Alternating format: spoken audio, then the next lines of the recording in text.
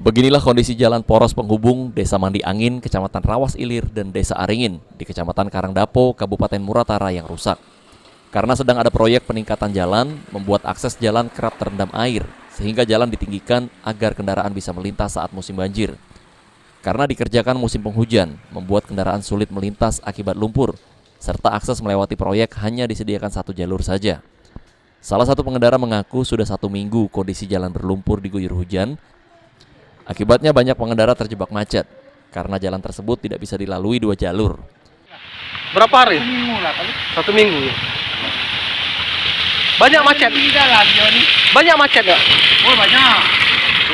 Mobil ni banyak. Memang macet. Oh. Pagi-pagi atau ke mana macet? Pagi-pagi. Mobil apa yang? Budak sekolah lagi tak bisa 2 hari. Oh. Ini baru dibongkarnya.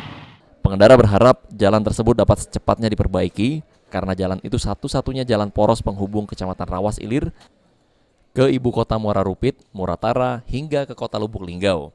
Adi Arianza, MAL TV.